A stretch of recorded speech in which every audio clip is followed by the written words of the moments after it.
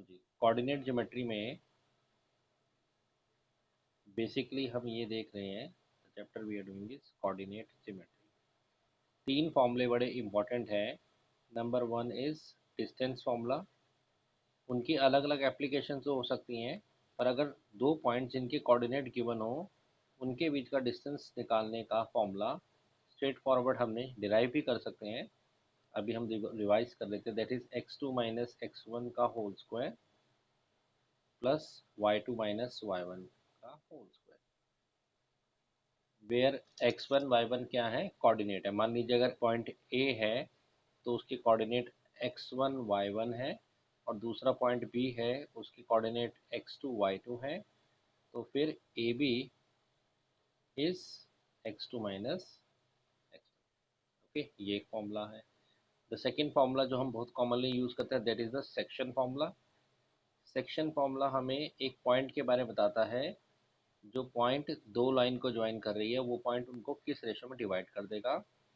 और उस पॉइंट के अगर कोऑर्डिनेट, उस पॉइंट को हम पी नाम दें, तो उस पी के जो कोऑर्डिनेट है एक्स कॉमा वाई, जो किसी पर्टिकुलर लाइन को किसी रेशो में डिवाइड कर रहा है, उसका फॉर्मूला हमने याद किया है m1 x2 plus m2 x1 upon m1 plus m2, where m1 और m2 क्या है, वो रेशोज है जिनमें जिनमें पी लाइन को डिवाइड कर रहा है। ये एक्स कोऑर्डिनेट हो गया। And for Y coordinate this formula is m1 y2 plus m2 y1 upon m1 plus m2। This is our section formula. m1 plus m2 जो है रेशोज है जिसमें वो डिवाइड कर रहा है। ठीक है ना। इसी को अगर हम मिड पॉइंट फॉर्मूला में चेंज करते हैं, तो आपको मैंने बताया था इसी में मिड पॉइंट फॉर्मूला अगर करोगे तो m1 रेशो m2 1:1 हो जाएगा। तो ये फॉर्मूला चेंज होकर हो जाएगा x1 प्लस x2 अपॉन 2 और y1 प्लस y2 अपॉन 2। और जब अगर एक ट्रायंगल के सेंट्रॉयड अप्लाई करेंगे, तो उस केस में ये सेंट्रॉयड के कोऑर्डिनेट्स होंगे x1 plus x2 plus x3 upon 3 in case of centroid, है ना। एंड y कोऑर्डिनेट होगा y1 प्लस y2 y, क्योंकि एक्चुअली में सेंट्रॉयड जो एक पॉइंट होता है वो भी एक मीडियन को 2:1 के रेशो में डिवाइड करता है, तो वहाँ भी यही फॉर्मूला अप्लाई हो जाता है। And the third formula is for the area of triangle. अगर हमें तीन नॉन कॉलिनियर पॉइंट दिए होते हैं कोऑर्डिनेट्स की फॉर्म में, तो उनका जो एरिया ऑफ ट्रायंगल का फॉर्मूला भी मैंने बताया, हाफ, यहाँ मॉड लगा सकते हैं बिकॉज हो सकता है कैलकुलेशन में आपका नेगेटिव आए लेकिन एरिया नेगेटिव नहीं होता, तो हम उसको पॉजिटिव ले लेंगे। That formula is half into, यहाँ x1 है तो अंदर उसके y वाले आगे वाले कोऑर्डिनेट y2 माइनस y3। अगर x2 है तो then we have y3 minus, आगे आगे चले जा रहे हैं, प्लस x3 है तो then we have y1 y2। और ये रिजल्ट पूरा मॉड में है, पॉजिटिव होगा।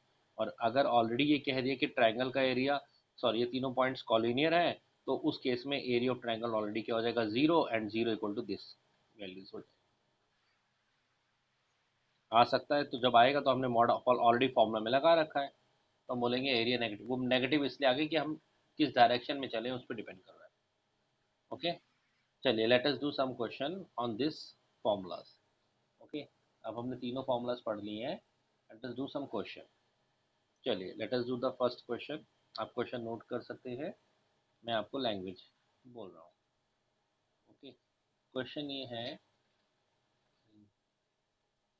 थोड़ा चेंज करते हैं।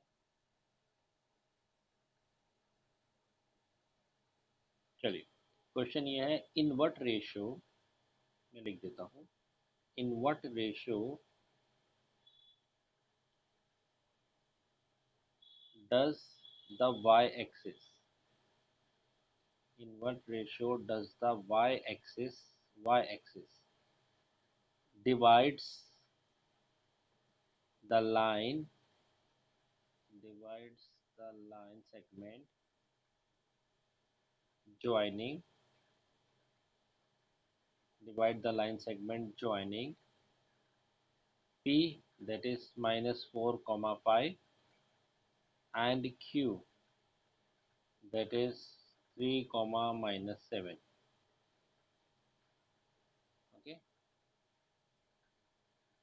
पी और क्यू दो पॉइंट्स हैं, ओके, उनको एक लाइन ज्वाइन कर रही है। आपसे पूछा जा रहा है वाई एक्सिस किस रेशो में डिवाइड करता है। अच्छा, उसके बाद ये भी पूछा गया है also find the coordinate of that point, उस पॉइंट के कोऑर्डिनेट भी बनाने, ओके, फाइंड आउट करने हैं। चलिए फिगर बनाते हैं। फिगर में हमें पॉइंट्स गिवन है, चलिए मैं थोड़ा सा ड्रॉ ही कर लेता हूँ। लेट एक पॉइंट हमें गिवन है -4,5, -4,5 रफली यहाँ होगा P point, -4,5, and there is another point Q 3,-7, 3,-7 somewhere, 3 तो यहाँ हो गया, -7 लगभग यहाँ होगा, ओके। और ये ऐसे लाइन ज्वाइन कर रही होगी, थोड़ा इधर ले लेते हैं। हमारा क्वेश्चन है कि 3,-7, द क्वेश्चन इज दैट कि ये वाई एक्सिस किस रेशो में डिवाइड कर रहा है। तो मैंने आपको पहले बताया था कि वाई एक्सिस बेसिकली एक्सिस नहीं, एक पॉइंट है, वाई एक्सिस के ऊपर एक पॉइंट है। तो लेट वो पॉइंट हम मान लेते हैं पी क्यू आर मान लेते हैं, और हम मान लेते हैं वो इसको डिवाइड कर रहा है एक रेशो में, और हमेशा रेशो क्या लेना है, k:1 में। हमें इस आर के एक्स और वाई निकालने हैं, बेसिकली रेशो भी निकालना है और इसके एक्स और वाई निकालने हैं, ओके। तो हमने माना कि जो आर पॉइंट है वो डिवाइड करता है k:1 में। हाँ, एक इम्पोर्टेंट बात, क्योंकि आर पॉइंट वाई एक्सिस पे लाई करता है तो उसका एक्स कोऑर्डिनेट तो हमेशा जीरो होगा, तो यहाँ से हमें हेल्प मिल जाएगी। तो चलिए आर के एक्स कोऑर्डिनेट के लिए सेक्शन फॉर्मूला लिखते हैं, सिर्फ एक्स कोऑर्डिनेट के लिए, and that formula will be m1 x2 plus m2 x1 upon m1 plus m2, and R का एक्स कोऑर्डिनेट तो ऑलरेडी जीरो है। रेशियो मैंने आपको कहा k:1 लीजिए, जिसमें डिवाइड कर रहा है, तो m1 मतलब k into x2, that is this 3k, plus m2 that is 1 into x1, x1 is -4, -4 या -4, यस, 3k माइनस, वो तो उधर जाके ऑलरेडी क्या हो जाएगा, ज़ीरो। तो it means 3k is equal to 4 and k is equal to 4/3. If k is 4/3, so k ratio 1 भी 4:3 होगा, और अल्टीमेटली 4:3 होगा। तो वो जो पॉइंट है वाई एक्सिस पर जो डिवाइड कर रहा है वो उसको 4:3 में डिवाइड करेगा। अभी पूछा उसका वाई कोऑर्डिनेट निकाल दो, ठीक है। नाउ उसी पॉइंट का, आर पॉइंट का वाई कोऑर्डिनेट निकालना है, तो our section formula is m1y2 plus plus m2y1 upon m1 plus m2। Now ratio तो हमें पता ही है, m1 रेशो m2 हम ऑलरेडी निकाल चुके हैं, कितना, 4:3। चलिए, तो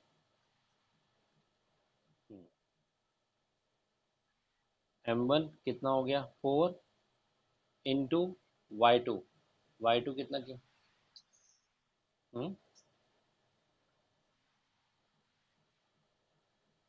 -7 plus m2 3 into Y one, Y one check कीजिए कितना है, -4,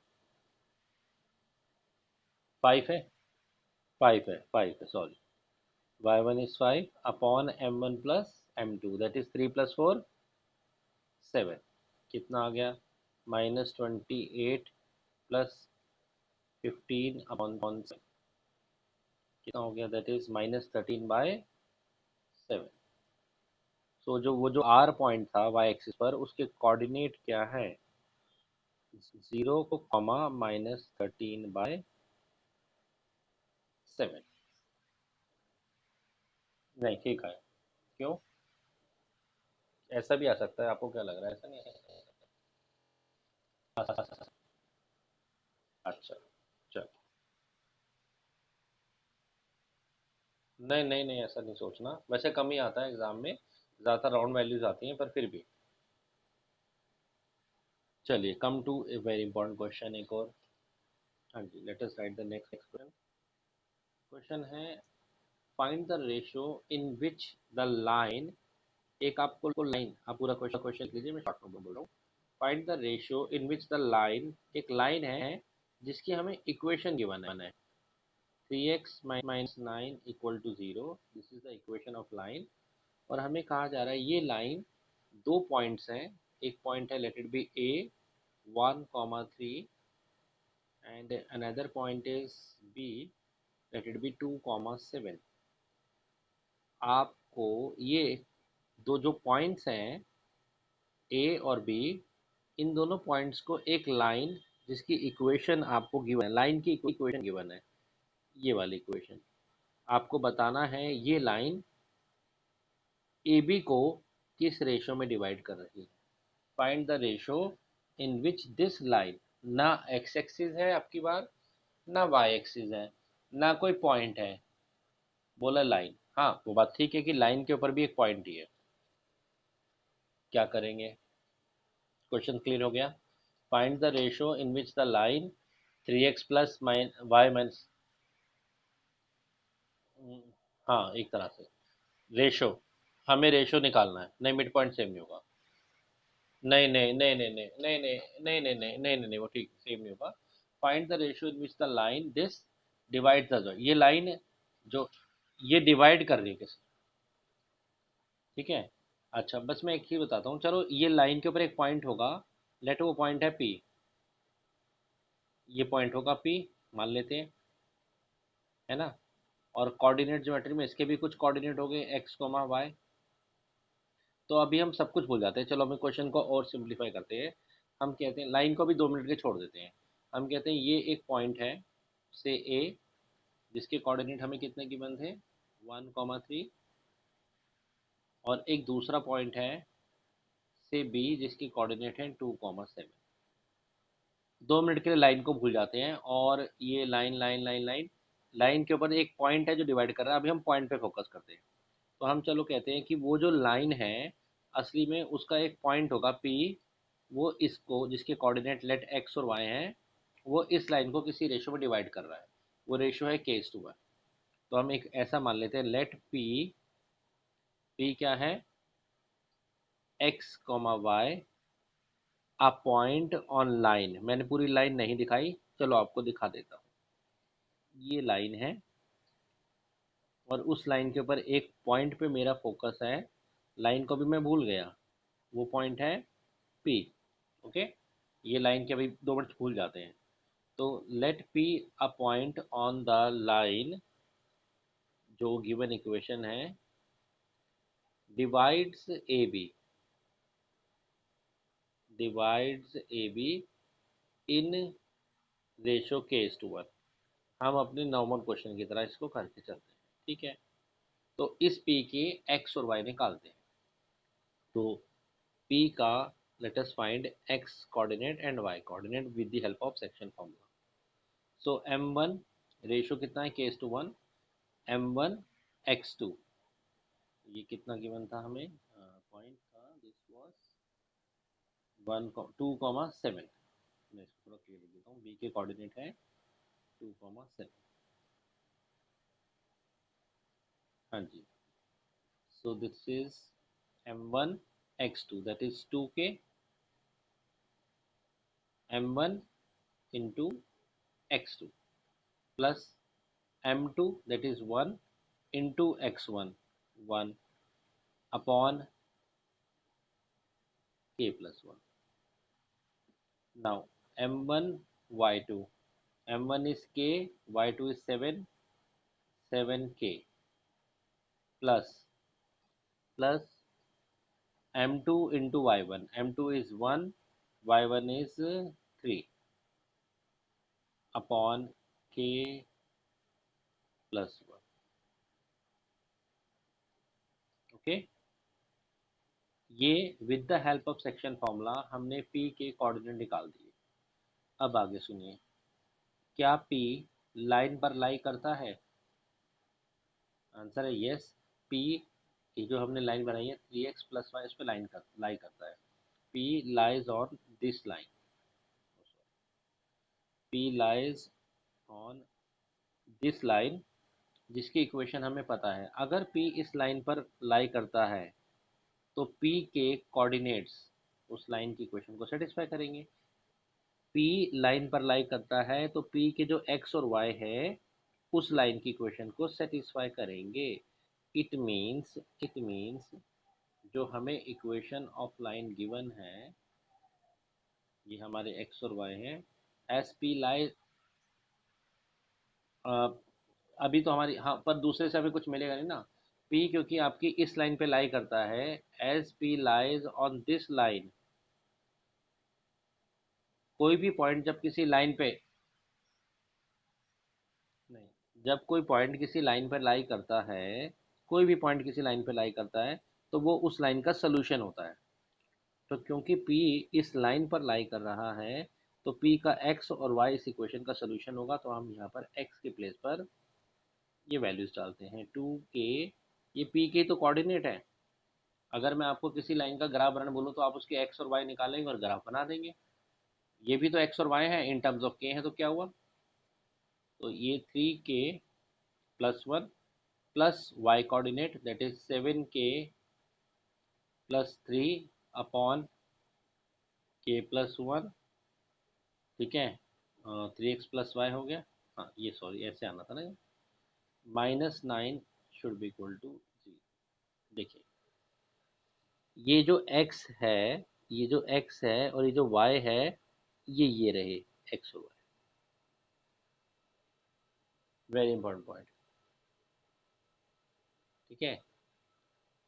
ये जो पॉइंट है, ये जो मैं एक बार फिगर से फिर समझाता हूँ, आपको समझ आ जाएगा। देखिए, ये दो पॉइंट्स को लाइन ज्वाइन कर रहे थे, ए और बी।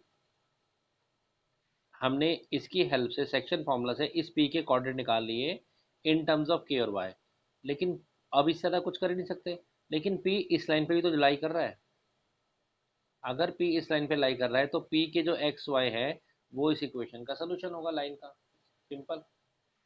तो हमने यही लॉजिक लाया, हमने पी के सेक्शन फॉर्मूला से ए बी की हेल्प लेते हुए पी के कोऑर्डिनेट निकाल दिए इन टर्म्स ऑफ के। और क्योंकि पी लाइन पे लाई कर रहा है तो उसको हमने लाइन पे पुट कर, इक्वेशन को सेटिस्फाई करेगा। जो भी लाइन, जो भी पॉइंट किसी लाइन पे लाई करता है वो उस लाइन को सेटिस्फाई करता है, उस लाइन की इक्वेशन को। चलिए सिंप्लीफाई करते हैं इसको। तो it will become 6k+3 +7k+3, और एलसीएम भी साथ साथ ले लें, ये चलो एक स्टेप बचा, 9 के नीचे 1 है, एलसीएम k+1 हो गया, तो -9k-9 इक्वल टू 0। समझ में मैंने क्या किया है? इन सब का एलसीएम k+1 होगा, वो तो उधर जाके 0 हो जाएगा। ये वैल्यू सेम टू सेम आ गई, ये वैल्यू सेम टू सेम आ गई, इसको k+1 को 9 से मल्टीप्लाई कर दिया, ठीक है। तो ये हो गया आपका 6k और 7k, कितना, 13k माइनस 9k, कितना, 4k, 3 और 3, 6, 6 - 9 कितना, -3, उधर जाकर +3। सो k इज इक्वल टू 3/4। अगर k ये है तो k/1 भी 3:4:1 होगा, दैट इज 3:4। तो वो जो लाइन है, असली में लाइन का एक पॉइंट है P जो गिवन लाइन को 3:4 के रेशो में डिवाइड करता है,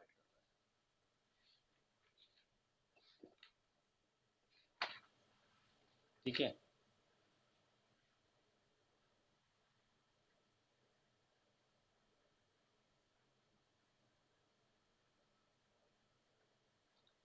जब भी हम बोलते हैं कि लाइन डिवाइड कर रही है तो लाइन के ऊपर एक पॉइंट होता है जो डिवाइड कर रहा है, उस पॉइंट के हम सेक्शन फॉर्मूला से कोऑर्डिनेट निकालेंगे और गिवन लाइन की इक्वेशन में डाल देंगे। चलिए और चलते हैं। अब next question is find the distance between the two points. Points A हैं और उसके कोऑर्डिनेट हैं A sine alpha -b cos alpha.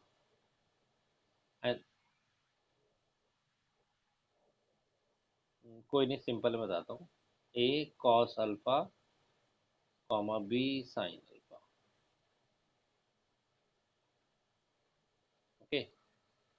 You need to find the distance between these points.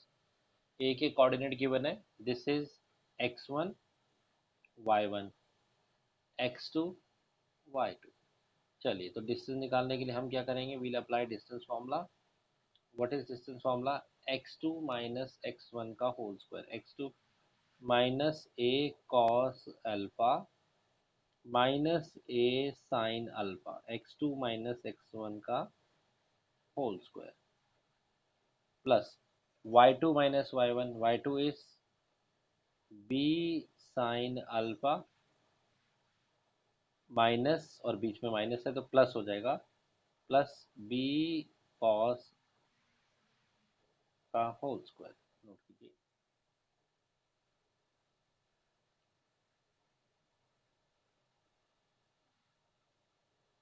Now अगर हम यहाँ से माइनस कॉमन ले लें तो माइनस चला जाएगा और उसका स्क्वायर प्लस हो जाएगा, मतलब पॉजिटिव भी हो जाएगा, और अल्टीमेटली आपके पास बचेगा ए cos alpha plus A sine alpha का होल स्क्वायर, है ना। माइनस आपने कॉमन लिया, माइनस कॉमन लिया और माइनस का स्क्वायर किया तो बचा A cos alpha plus A sine alpha का होल स्क्वायर, जिसको ओपन कर लेते हैं। ओपन करने पर बन जाएगा A square cos square alpha plus, एक मिनट के लिए माइनस को भूल जाओ, यहाँ पर सोचो यही है, ठीक है ना। अब इसको करते हैं, तो बन A square cos square alpha A square sine square alpha plus two into A square cos alpha sine alpha. देखिए clear, two into A square sine alpha cos alpha, two A भी होता है ना, अल्फा तो angle है ना, angle का square थोड़ी होगा ये। नहीं नहीं, एक ही बात है, कॉस स्क्वायर अल्फा ही होता है। अच्छा, अभी ये पार्ट बचा है, जरा इसको भी सॉल्व करते हैं। प्लस यहाँ लिख लेते हैं, रूट के अंदर ही चल रहा है, that is B square sine square alpha plus B square cos square alpha plus two B square sine alpha into cos alpha. देखिए क्लियर, ये डाउट कैलकुलेशन की clear I think. A plus B का whole square लगा दिया। अब देखिए आगे ध्यान से, A square cos square alpha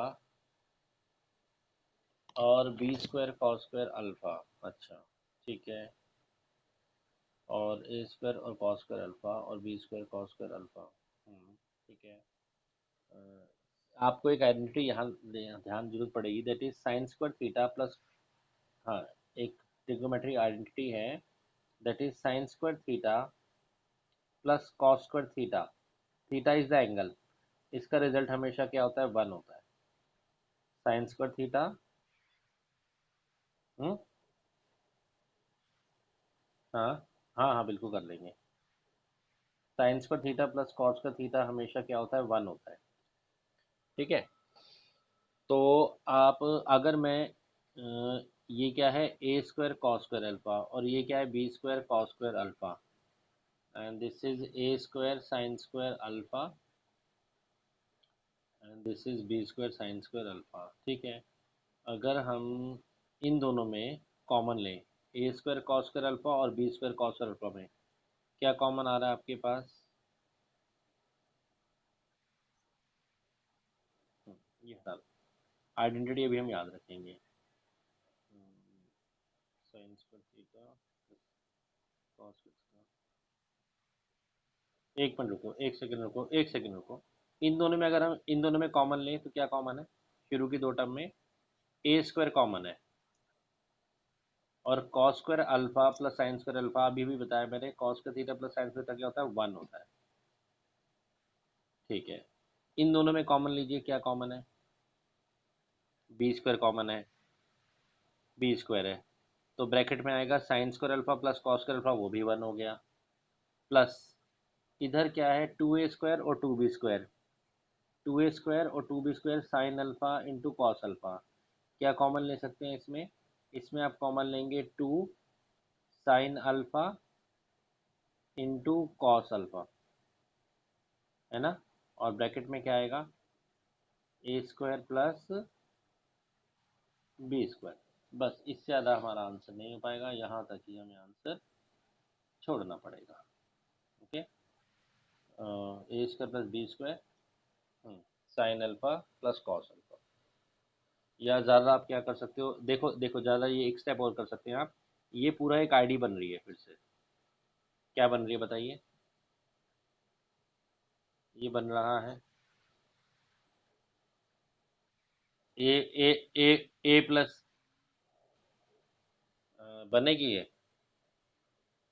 नहीं नहीं नहीं, नहीं बन पाएगा, हाँ नहीं बन पाएगा। ठीक है, इतने स्टेप पे छोड़ देंगे, दिस विल बी बना। ठीक है,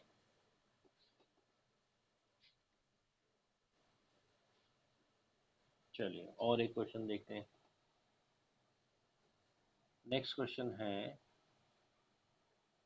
अगर एक पॉइंट है P जिसके कोऑर्डिनेट हैं ए टी स्क्वायर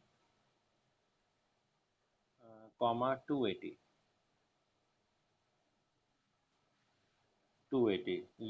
ये है x1, ये है y1, बस इस टर्म में गिवन है। एंड एक अनदर पॉइंट है Q जिसके कोऑर्डिनेट हमें गिवन है a upon T square comma 2a upon T, ये गिवन है। P के कोऑर्डिनेट गिवन है, Q के कोऑर्डिनेट गिवन है, और एक पॉइंट S के कोऑर्डिनेट और गिवन है, दैट इज a कॉमा 0। तीन पॉइंट हैं, P है, Q है और S है, और उसके कोऑर्डिनेट्स हमें तीनों के गिवन है। Okay, what is our question. हमें ये शो करना है, we have to show that 1 upon S P plus 1 upon S Q is independent of T. 1 upon S P plus 1 upon S Q is independent of T, मतलब not depend on T. क्या मतलब, इसका मतलब है S to P का distance निकालिए, उसका reciprocal कीजिए, एस टू क्यू का डिस्टेंस निकालिए, उसका रेसिप्रोकल कीजिए, और उनका सम कीजिए। वो सम किसी भी हाल में टी पे डिपेंड नहीं होना चाहिए, यानी कि उस रिजल्ट में टी नहीं आना चाहिए। ओके, हमें क्या करना है, एक बार एस पी का डिस्टेंस निकालना है, एक बार एस क्यू का डिस्टेंस निकालना है डिस्टेंस फॉर्मूला से, उनके रेसिप्रोकल्स को ऐड करना है। चलिए स्टार्ट करते हैं।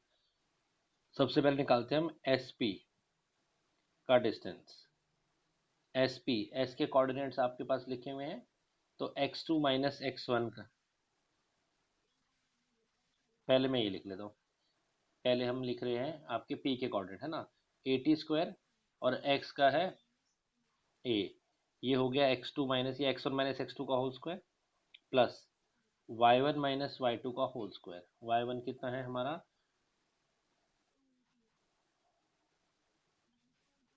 280 माइनस 0 का होल स्क्वायर। चलिए थोड़ा और सिंप्लीफाई करते हैं इसको।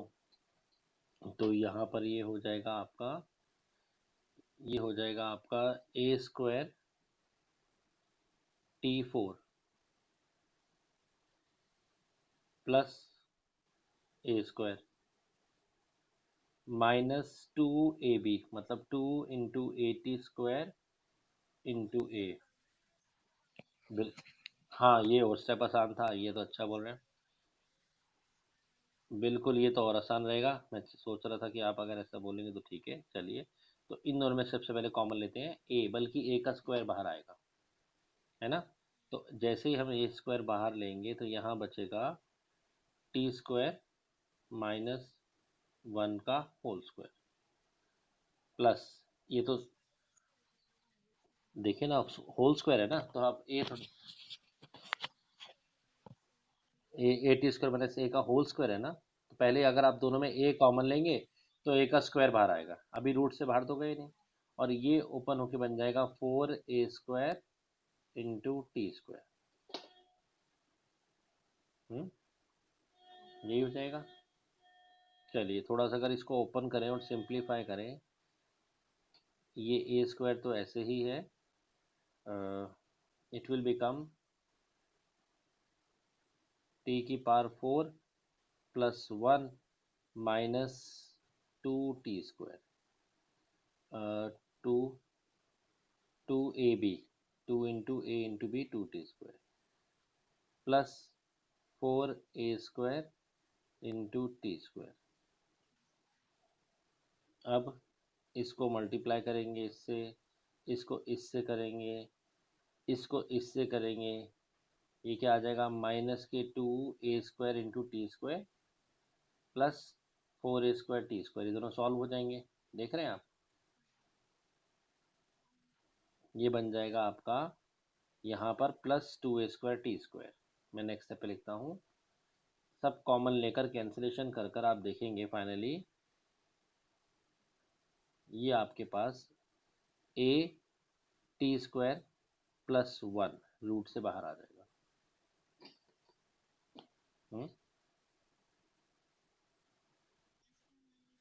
यहाँ एक स्टेप बता दूं वाला, चलो अच्छा, चलो ये वाले स्टेप से चलते हैं वापस, चलो क्लियर कर लेते हैं। हमने जो स्टेप लिखा था वो लिखा था a स्क्वायर और t square 1 square plus 4t, ये था ना हमारे पास। हाँ मैं यही कह रहा था, अगर चलो इसको सॉल्व उस साइड पे अपनी जगह रही थी ना, ये बन गया था सॉल्व करने पर ये वाली टर्म अल्टीमेटली ए स्क्वायर, ये बना था t4 plus 1 minus 2t square plus, नहीं अभी प्लस नहीं होगा, प्लस 4t स्क्वायर ऐसे रहेगा। ये बन गया 2a square t square, sorry यहाँ पर क्या था 4a स्क्वायर t स्क्वायर, ठीक है ना, 4a स्क्वायर t स्क्वायर। ये कितना बन जाएगा, it will become 2a square into t square plus ये बन गया 4a square t square, solve करेंगे तो प्लस के 2a स्क्वायर t स्क्वायर बन जाएगा और अल्टीम, हाँ a स्क्वायर t4, मैं इसकी बात कर रहा हूँ इन दोनों को, ये बन जाएगा 2a स्क्वायर t4 और ये बन गया 4a स्क्वायर t स्क्वायर, ये दोनों टर्म सॉल्व हो जाएंगी और अंदर जो अल्टीमेटली बनेगा वो आपका a into t square plus 1 का होल स्क्वायर बनेगा, जिसको तभी मैंने सिंप्लीफाई करके लिखा था कि SP आ जाएगा आपके पास। अब सिंप्लीफाई करेंगे, कैलकुलेशन आप कर लेना, t स्क्वायर प्लस 1। ठीक है, सिमिलरली आप SQ पे लॉजिक लगाएंगे, SQ को आप सॉल्व करेंगे वही x1 - 8 distance formula, a/t² minus a का whole square plus 2a/t minus 0 का होल स्क्वायर। ओके, इसकी भी कैलकुलेशन अभी आप कर सकते हैं, करेंगे तो मैं आपको रिजल्ट दिखता हूँ। रिजल्ट आना चाहिए a/t² 1 प्लस t²। बस ये दोनों रिजल्ट हमारे पास SP और SQ आ गए। हमें कहा था 1/SP और 1/SQ, तो 1/SP प्लस 1/SQ अगर हम करते हैं तो 1/SP की वैल्यू है a/t² प्लस 1 और SQ आपका आया था t² ऊपर चला जाएगा और SQ आया था ना a1 प्लस t² डिनोमीटर में आ जाएगा, या t² प्लस 1 लिख लेते हैं।